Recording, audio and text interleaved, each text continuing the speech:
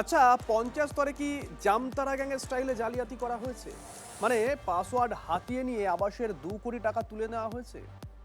এমনই তো অভিযোগ শোনা যাচ্ছে জলপাইগুড়িতে তৃণমূল পরিচালিত গড়ালবাড়ি পঞ্চায়েতে। অনেকেই বলছেন একটা পঞ্চায়েতে যদি 2 কোটি টাকা হয়ে থাকে তাহলে গোটা জেলা জুড়ে অঙ্কটা কত হতে পারে।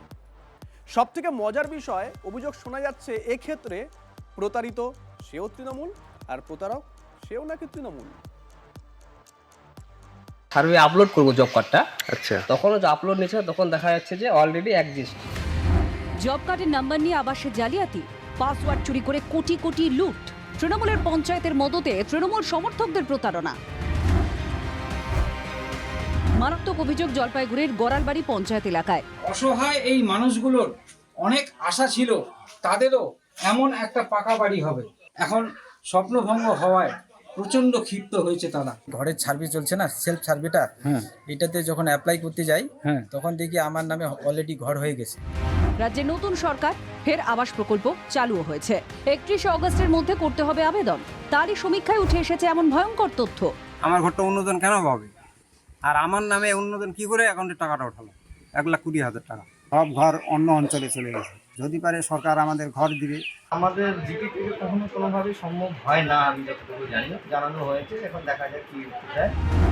অভিযোগ, তৃণমূল আমলে গড়ালবাড়ি পঞ্চায়েতের বেশ কিছু বাসিন্দা জব কার্ড নাম্বার ব্যবহার করে জেলার অন্য পঞ্চায়েতের বাসিন্দারা ঘর পেয়েছেন। বুথ পিছু অন্তত 20 জন প্রতারিত হয়েছেন বলে অভিযোগ। এলাকাবাসীর দাবি অন্তত 200 জন প্রতারিত। গ্রাহক পিছু আবাসে 1,20,000 টাকা হলে দুর্নীতির পরিমাণ 2.5 কোটি টাকা বলে অনুমান। পুলিশ প্রশাসনের কাছে বলবো, এটা অনুরোধ করবো যেন এটা ভেরিফাই করে দেখে এবং এই দুর্নীতির ভিতর কারা কারা জড়িত আছে এবং এই দোষীগুলা যেন বাইর হয়, তাদেরকে আমরা যেন জেলের ভিতরে যেন দেখতে চাই। আমরা তো স্যার কিছুই জানি না, কিছুই জানেন না, ভিতরে ভিতরে এগুলো কাজ হয়ে গেছে। তাদের মাধ্যমে এই কাজটা হইলো, ওরা শাস্তি পাক। ওরা সব তো জিপি দায়ী। গড়ালবাড়ি এলাকায় বেশ কিছু মানুষের এখনো কাঁচা বাড়ি। যারা প্রতারিত তারা প্রায় সবাই তৃণমূল সমর্থক। নিজের দলের কাছেই কিনা জালিয়াতির শিকার তারা।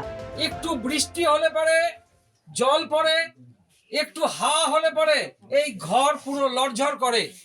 এই অবস্থায় প্রাণ সংশয়ের মধ্যে দাঁড়িয়ে আছেন এই বৃদ্ধা। আমার ঘর একজনে ওঠায় নিয়ে গেছি, কে ওঠায় নিয়ে গেছে, আমি ওই ঘর চাই।